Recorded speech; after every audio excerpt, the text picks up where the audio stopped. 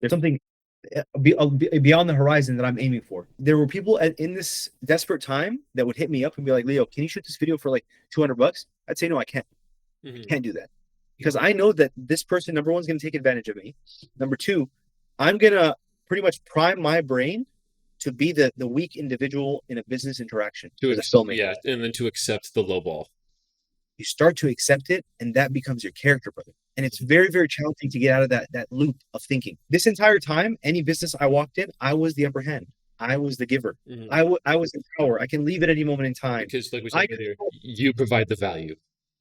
I provide the value. Yeah. So I want to be like clear about the approach when you're desperate. Put in an enormous amount of effort, but do not forget that you direct your movements. You direct the flow of your career. Hmm. Don't ever surrender the flow and direction of your career to anybody else. I had filmmaker friends at the time who, I'm going to call them acquaintances, right? Acquaintances, yes, that's a well worded.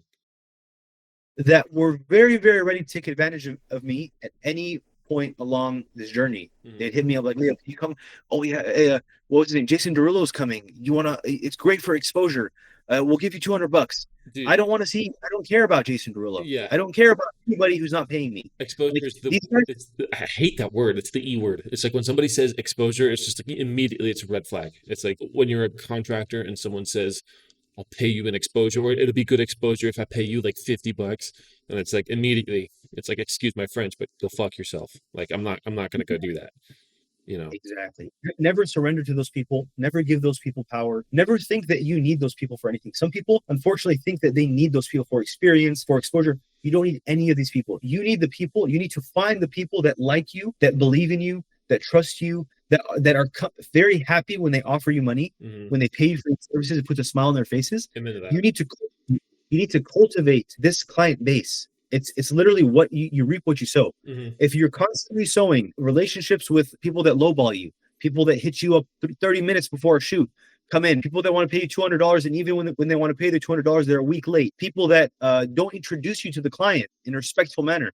Like at the very least, brother, when I would put myself in a position to offer free service, when I'd be presented to people, I'd be presented as legal. Like I put myself in a position of respect. I'm showing up with my gear. I have a filmmaking setup. And another thing, the great thing about interviews, something's very interesting about the nature of questioning. Whoever asks the questions is in power. That's the nature of just dialogue. See, I don't feel like that in this situation. I feel like you're driving this here because you got a lot of like experience and insight to provide. I feel like I'm just here to learn and to provide value to other people who want to learn from people like you as well.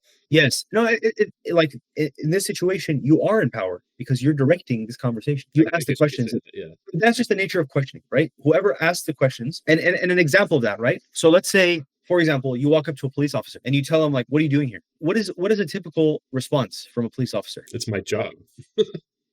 That or show me your ID. That they come back to you with a question because you're approaching a police officer with a question. You're not in a position of authority to be asking an officer questions. The officer asks you questions. So it's kind of like a rock paper scissors thing where just like it's paper versus rock every time. The questioner always eats the person that's being questioned, and it's not a negative. It's not a negative or toxic dynamic. It's just a very subconscious thing. So when I would approach these businesses and do these videos, I would always include an interview segment that puts me in a position where it's not you asking me about my services. It's not you asking me to show you my portfolio. It's not you asking me how much I charge. It's me asking you, so why did you start this business? Hmm. And suddenly when they start to see you in that light, when they see you in that position of dominance in a sense, They take you more seriously then because they see seriously. that you're serious as well. You have value. Absolutely. And to this day, that has extended into my filmmaking weddings. The power dynamic between you and couples when you're working with couples, a lot of naturally in any business interaction, there's almost a struggle for power, right? Everyone Mhm. wants to have things their way. And by incorporating interviews into